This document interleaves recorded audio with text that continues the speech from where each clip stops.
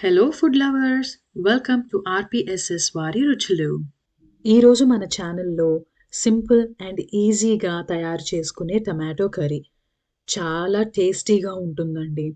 ఇది అందరూ ఇళ్లల్లో చేసుకునే చాలా కామన్ కర్రీ.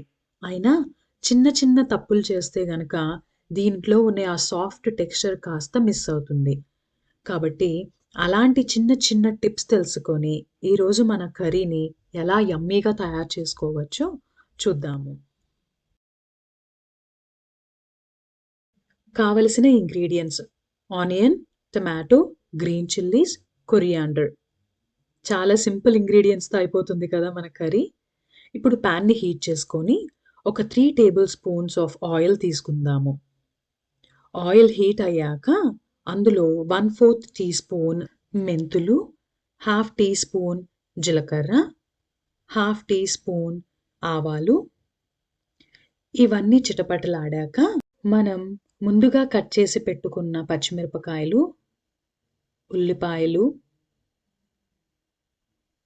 కరివేపాకు ఇవన్నీ కొంచెం లైట్ బ్రౌన్ కలర్‌లోకి మారాక మన టేస్ట్‌కి తగ్గట్టుగా సాల్ట్, హాఫ్ టేబుల్ స్పూన్ పసుపు,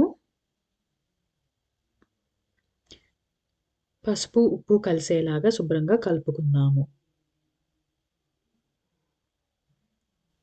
మూత పెట్టి ఒక 5 నిమిషాల పాటు మీడియం ఫ్లేమ్‌లో కుక్ చేసుకుందాము.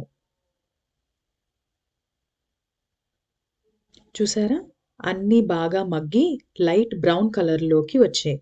ఇప్పుడు మనం ముందుగా కోసి పెట్టుకున్న టమాటాలు వేసుకొని, ఒక టేబుల్ స్పూన్ కారప్పొడి, 1/4 టీ స్పూన్ జీలకర్ర పొడి వేసుకొని ఇవన్నిటిని ఒకసారి కలుపుకుందాము. 1-2 నిమిషాలు పడుతుందండి. అన్నీ కలిసేలాగా కలుపుకోండి. ఇప్పుడు మూత పెట్టి ఒక 5 నిమిషాల పాటు మీడియం ఫ్లేమ్‌లో కుక్ చేసుకుందాము. తెరిచి చూస్తే చూసారా? అన్నీ మగ్గి సాఫ్ట్‌గా ఉన్నాయి. టమాటాలని కొంచెం మనం గరిటెతో నొక్కుకుంటూ స్మాష్ చేసుకుందాము సాఫ్ట్ కన్సిస్టెన్సీ వచ్చేలాగా. ఈ టమాటో కర్రీలోకి గార్లిక్ మంచి ఫ్లేవర్ తీసుకొస్తుందండి. 5 రెమ్మల వెల్లుల్లిపాయల్ని నేను చిన్న చిన్న ముక్కలుగా కోసుకొని వేసుకున్నాను.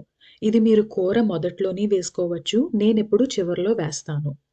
ముందుగా తీసి పెట్టుకున్న చింతపండు రసాన్ని ఒక హాఫ్ కప్ టు 1 కప్ వరకు వేసుకోవచ్చు మీ పులుపును బట్టి. వేసుకొని అన్నిటినీ కలిసేలాగా కలుపుకొని మరొకసారి మూత పెట్టి ఒక 7 నిమిషాల పాటు ఉడకనిద్దాము. చూసారా? ఆయిల్ అంతా కూర నుంచి సెపరేట్ అయిపోయింది. ఎప్పుడైతే ఆయిల్ మనకి కర్రీ నుంచి సెపరేట్ అయిందో మన కూర వెల్ కుక్డ్ అని అర్థమండి. టమాటో కర్రీకి కావాల్సిన ఆ సాఫ్ట్ టెక్స్చర్, కన్సిస్టెన్సీ వచ్చేసిందండి. ఇంకా చివరిగా మనం ముందుగా కట్ చేసి పెట్టుకున్న కొత్తిమీరతో గార్నిష్ చేసుకొని స్టవ్‌ని ఆఫ్ చేసుకుందాము. ఇంకా లేటెందుకు సర్వింగ్ బౌల్‌లోకి తీసేసుకుందాము. ఈ టమాటో కర్రీ టిఫిన్స్‌లోకి, లంచ్, డిన్నర్‌లోకి చాలా బావుంటుందండి.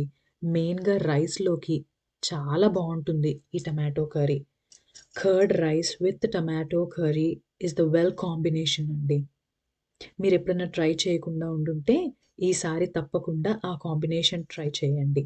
చేసి ఎలా వచ్చిందో కూడా నాకు కామెంట్స్‌లో చెప్పండి. ఈ వీడియో మీకు నచ్చినట్టయితే please subscribe to my channel. Do like and share with your family and friends. Thank you.